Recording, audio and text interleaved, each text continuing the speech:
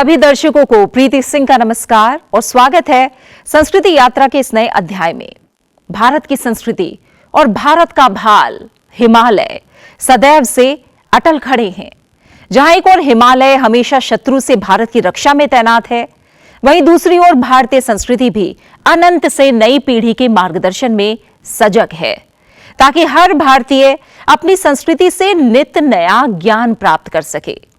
हिमालय की ऊंचाइयों और इसकी तलहटी में बसने वाले लोगों की भी अपनी विशिष्टता है और भारत की संस्कृति में अहम भागीदारी है। भारत के हिमालयी राज्यों की जीवन शैली, लोक परंपराओं और सांस्कृतिक धरोहर का अमूल्य संग्रह इंदिरा गांधी राष्ट्रीय कला केंद्र यानी IGNCA के संग्रह में है।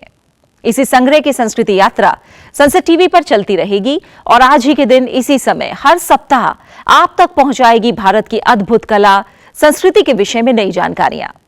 तो आइए संस्कृति यात्रा का आरंभ करते हैं साप्ताहिकी से, जिसमें आप देखेंगे किस प्रकार से IGNCA में कला संस्कृति का संग्रहण और संरक्षण होता है।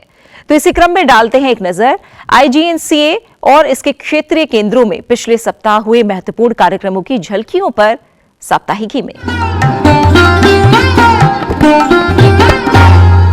IGNCA के कला निधि प्रभाग ने आचार्य हजारी प्रसाद द्विवेदी स्मृति व्याख्यान का आयोजन किया। इस व्याख्यान का विषय था आदि शंकराचार्य का भारतीय ज्ञान परंपरा में योगदान। कार्यक्रम में वक्ता के रूप में उपस्थित जवाहर नेहरू विश्वविद्यालय के प्रोफेसर रामनाथ झा ने अपने संबोधन में कहा, उनका जितना नॉलेज सिस्टम है वो आज का जो लेटेस्ट रिसर्च मेथोडोलॉजी है उस रिसर्च मेथोडोलॉजी के बेस पे सारा है। आज भी उनका टेक्स्ट आप पढ़ेंगे तो आज उनसे ज़्यादा आगे कोई रिसर्च मेथड नहीं है। तो उन्होंने जो भी बात कही वो तर्क पे कही। वहीं इस व्याख्यान में उपस्थित IGNCA के सदस्य सचिव डॉक्टर सच्चिदानंद जोशी ने कहा, आने वाली पीढ़ी को निस्संदेह आचार्य शंकर का महत्व जानना चाहिए। उन्हें ये भी जानना चाहिए कि भारत की जो भावात्मक एकात्मता है उसमें शंकराचार्य जी का कितना महत्वपूर्ण योगदान है। उन्हें ये भी जानना चाहिए कि भारत की ज्ञान परंपरा में जिसमें कि समूची वैज्ञानिकता है, सिर्फ दार्शनिकता ही नहीं है, वैज्ञानिकता भी है, उसमें शंकराचार्य का कितना महत्वपूर्ण योगदान है। कार्यक्रम में IGNCA के कला निधि के विभागाध्यक्ष प्रोफेसर रमेश चंद्र गौड़ ने भी अपने विचार साझा किए। 78वें स्वतंत्रता दिवस के अवसर पर HCL कॉन्सर्ट्स और गुरुकुलम फाउंडेशन ने इंदिरा गांधी राष्ट्रीय कला केंद्र के साथ मिलकर दूसरे वैश्विक कर्नाटक संगम का आयोजन किया। इस आयोजन में IGNCA के अध्यक्ष राम बहादुर राय मुख्य अतिथि के रूप में उपस्थित रहे। कार्यक्रम का मुख्य आकर्षण था प्रसिद्ध कलाकारों द्वारा प्रस्तुत 100 स्ट्रिंग्स थीम पर आधारित संगीतमय प्रस्तुति।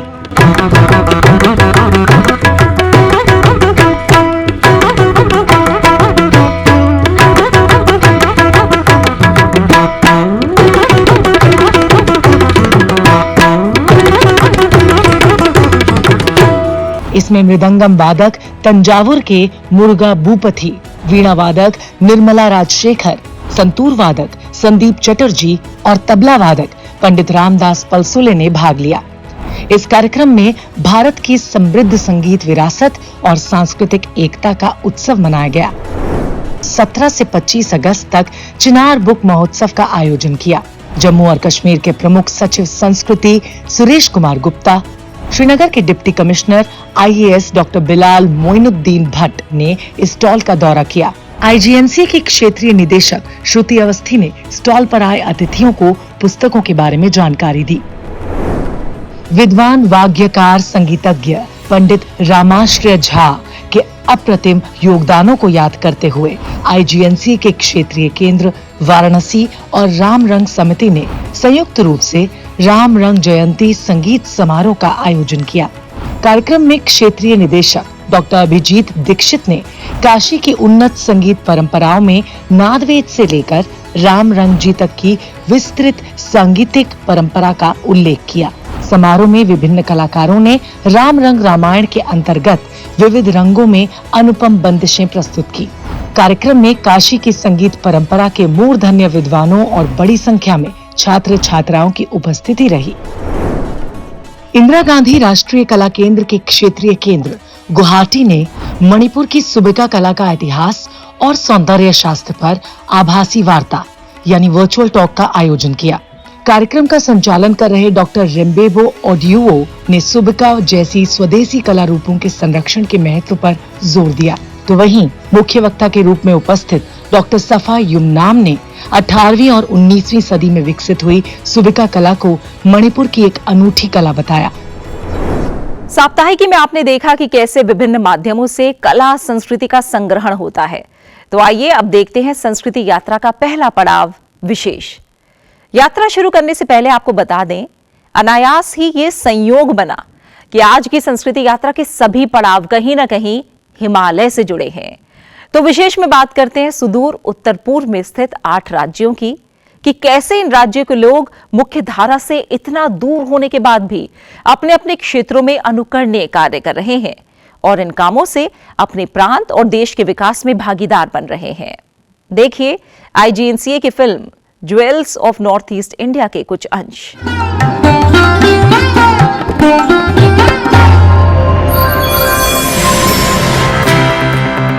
Jewels of Northeast India, a tribute to the heroes of Northeast India.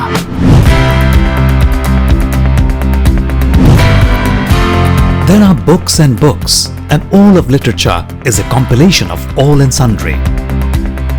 But books that serve the purpose to inform, educate, document, preserve, and illuminate are few and far between. Their intent is not just to entertain, titillate, or even educate, but much, much more than that. This book, Jewels of the Northeast India, falls in that category. This book exemplifies the underlying initiative of Honorable Prime Minister Shri Narendra Modi ji, Ek Bharat, Shreshtha Bharat. Jewels of the Northeast researches and records the stellar achievements of some achievers from each of the 8 states of the Northeast. These inspiring tales of grit, determination and spunk are the hallmark of the rugged terrain that is Northeast. This book was possible only due to the painstaking research and hard work carried out by the Indira Gandhi National Centre for Arts. Be it sports, entrepreneurship, science or arts, there is hardly any area that has not been breached by these amazing people. For them, a normal lifestyle was never an option.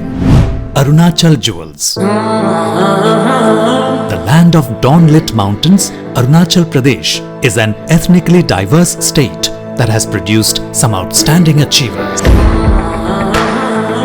Some worthy of mention are Anshu Jamsenpa, a world record holder mountaineer who is the first woman to have scaled Mount Everest 5 times. Assam Jewels. Assam is a hub of biodiversity and has been the launching pad for outstanding talent in miscellaneous fields.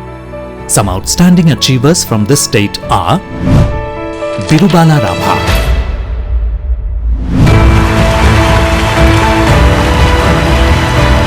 a revolutionary social reformer fighting against the witch hunting practice. Manipur Jewels. The name Manipur means land of gem. Its economy centers on agriculture and forestry, and trade and cottage industries are also important. But some human gems hailing from Manipur that demand special mention are Chirom Indira Devi, a prominent young woman entrepreneur, designer, exporter and a social worker. Meghalaya Jewels, literally meaning abode of clouds, Meghalaya is the wettest region of India. From music to women empowerment to coffee, the achievers from this state have been there and done that. Benedict Skemlang Hnyota, an acclaimed visual artist and folk musician who is reviving the local art form. Mizoram Jewels. Mizoram means land of the Mizos. Mizoram has the highest concentration of tribal people. Some outstanding tales of human endeavor and superlative skill owe their roots to this state. Tete Ahmar,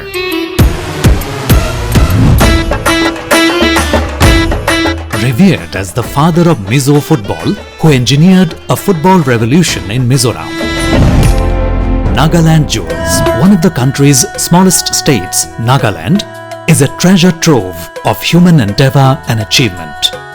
Be it sports, arts, journalism or music, these achievers have made the state proud. Jenpu Rongmai, a young social worker committed to the cause of youth welfare. Sikkim Jewel. Sikkim, a border state, accounts for the largest share of cardamom production in India and is the world's second largest producer of the spice after Guatemala. This state has produced sportspersons, literary giants and entrepreneurs that have brought glory to the country. Baichung Bhutia, nicknamed as Sikkimese Sniper, is a legendary footballer who is a role model and pride of the nation. Sonam Choden Bhutia, a committed social worker turned entrepreneur who is empowering women. Tripura Jewels. The third smallest state in the country, Tripura, covers 10,491.69 square kilometers or 4,050.86 square miles. Tripura is one of the most literate states in India with a literacy rate of 87.75, and some of the country's biggest achievers and go-getters have roots here. Vidyutjit Chakraborty, a talented artist, writer and trainer who has presented his plays at international forums. What took years and long hours to achieve can hardly be condensed in a book, but every gem in this book needs to be highlighted in society, which needs its fair share of role models to egg it on to achieve greater. A book like this serves as a positive projection of achievers and inspires people to excel, just as these rare gems have in their respective fields. It is a saga of human resourcefulness and determination compiled for posterity.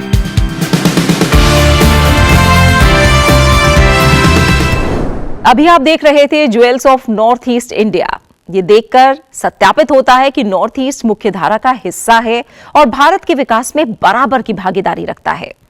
अब यात्रा के अगले पड़ाव में बढ़ते हैं उत्तराखंड की ओर। लोक रंग में देखते हैं पद्मश्री बसंती बिष्ट द्वारा जागर गायन। जागर उत्तराखंड की लोक गायकी का अहम हिस्सा है, जिसका अर्थ है जागना, यानी देवी देवताओं का आह्वान करना। उत्तराखंड के सुदूर चमोली गढ़वाल जिले के एक साधारण से परिवार में जन्मी बसंती बिष्ट ने एक असाधारण कार्य किया और मुख्यतः पुरुषों द्वारा गाई जाने वाली लोक विधा को चुना और उसे देश विदेश तक पहुंचाया। तो आइए अब देखते हैं पद्मश्री बसंती बिष्ट द्वारा जागर गायन।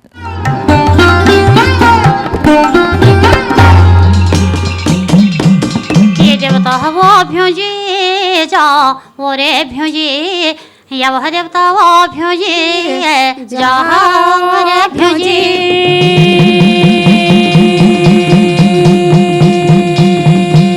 ये देवता वो न्योताना लगाया या वह देवता वो नोवेड़ो आचर्या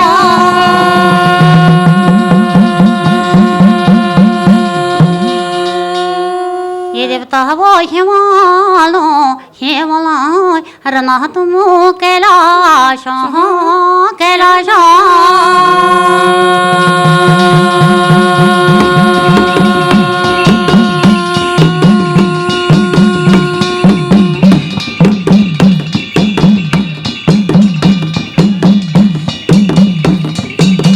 ये कैलाशों मफली ये देवता के सोमरा ये वो छाटे सोमरा गोतो छोड़लनी एक हाथ मालिनी ये गोतो के गोचली ये दूजा हाथ मालिनी ये कुशेरो बुवने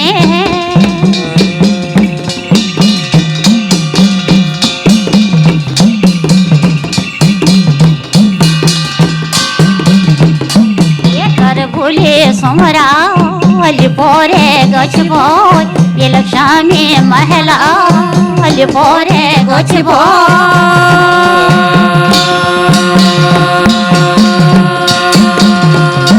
ये कर भुले सोमरा लिपोरे गछबो ये लक्ष्मी महला लिपोरे गछबो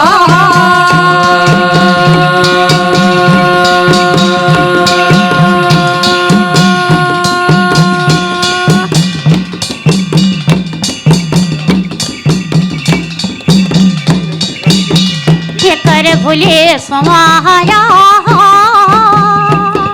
ये होता तो तताने वो शवाने ये पंचे नाम देवा ये नायाला धोयाला नायाला धोयाला ये चला देवा तो ये गंगा जी नायाला देवता हो हरि का हरि द्वारा ये चला देवता हो ये धोली गंगा नायला तुम भगीरथी नायला ये चला देवता हो ये केल गंगा नायला तुम पिंडर नायला ये चला देवता हो ये गोरी गंगा नायला देवता हो सरजू नायला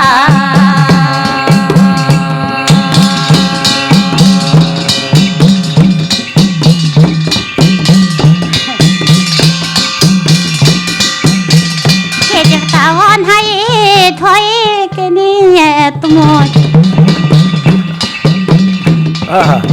ये चला देवता हो ये गंगा जी नायला देवता हो सरजू नायला ये देवता हो नाये धोए के नहीं तुम देवता हो ठुर मार्या या देवता हो घोटन हलाई सिर कहला चांदना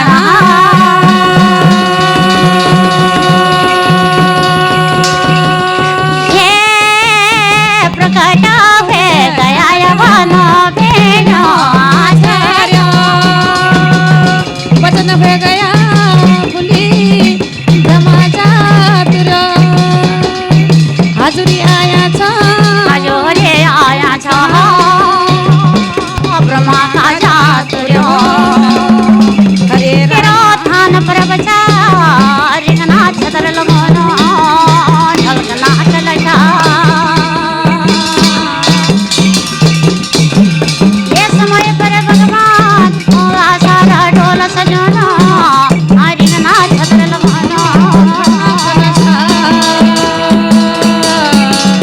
कैसो नाचो लायो बजंदा घुमोरियों से नाचो घुमोरियों से नाचो ये ताचुम के लगायो नंदा घुमोरियों को नाचो घुमोरियों को नाचो कैसो नाच लगायो नंदा पोतलियों को नाचो पोतलियों को नाचो ये ताचुम के लगायो नंदा पोतलियों को नाचो पोतलियों को नाचो ये फेरो लागो पोतलियों को नाचो पोतलियों को नाचो इंद्रा लोग मांगो पोतलियों को नाचो पोतलियों को नाचो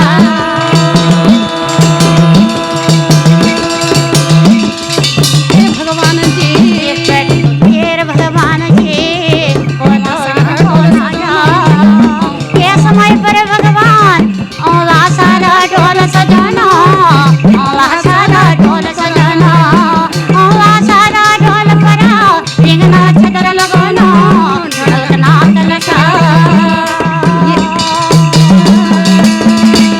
ये समय पर भेजना सच में जागर गायकी में गीत और वाद्य यंत्रों का ऐसा समागम है कि लगता है कि जैसे कोई दैवीय शक्ति आपके आसपास ही विचरण कर रही है। हिमालय की तलहटी में बसे चमोली गढ़वाल के गांव से चलते हैं भारत के किसी और गांव की ओर। भारत की ग्रामीण धरोहर के संरक्षण करने की विस्तृत परियोजना भारत सरकार के संस्कृति मंत्रालय द्वारा चलाई जा रही है। मेरा गांव मेरी धरोहर, इसी प्रयास की एक झलक देखिए माटी सुगंध में। इसमें आज आप देखेंगे हिमाचल प्रदेश का एक गांव सुकेती, जो कि संस्कृति यात्रा के इस एपिसोड का अगला और अंतिम पड़ाव है।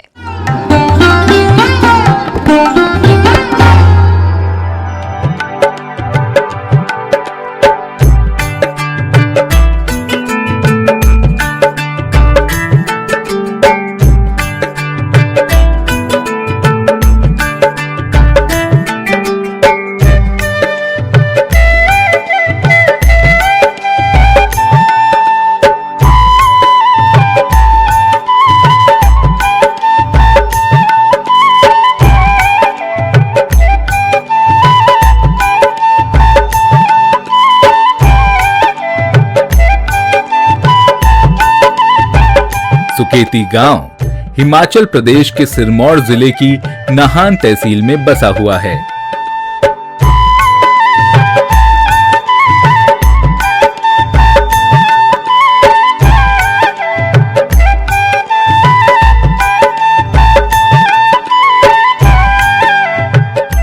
सन 2011 में हुई जनगणना के आंकड़ों के अनुसार गांव में कुल 256 घर हैं और यहां की कुल जनसंख्या 1262 है।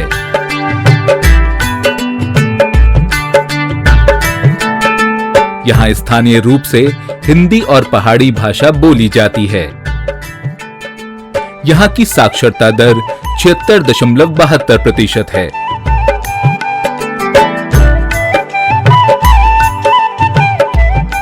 गांव में एक प्राइमरी विद्यालय और एक पशु चिकित्सालय मौजूद है।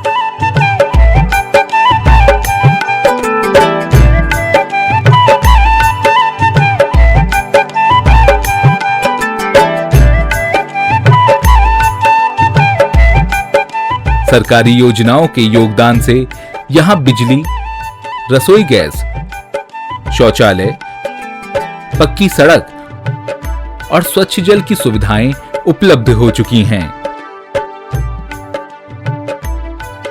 सुकेती के निवासी आजीविका के लिए मुख्य रूप से कृषि, मजदूरी और पर्यटन से संबंधित रोजगारों पर आश्रित हैं।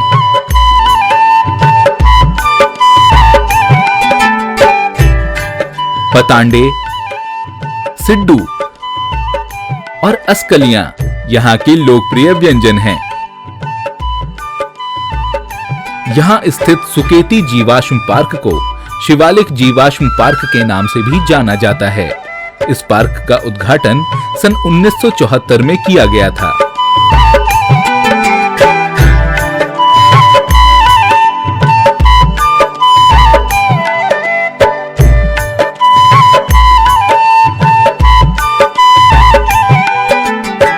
सुकेती के नजदीक स्थित पौड़ी वाला शिव मंदिर की मान्यता है कि यहाँ पर रावण ने स्वर्ग जाने की सीढ़ी का निर्माण किया था।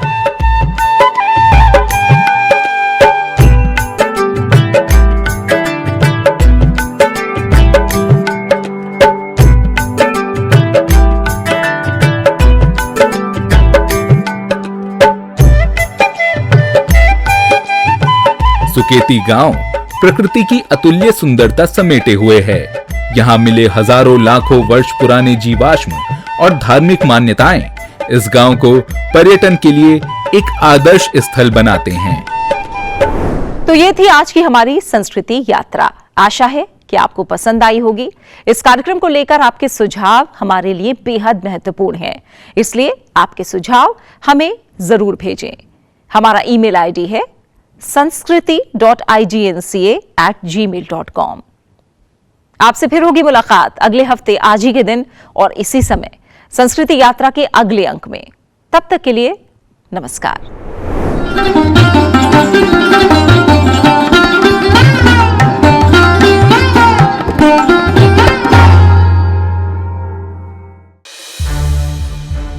संसद टीवी के और भी प्रोग्राम्स देखने के लिए सब्सक्राइब करें हमारा YouTube चैनल और हाँ, इन्हें लाइक और शेयर करना ना भूलें।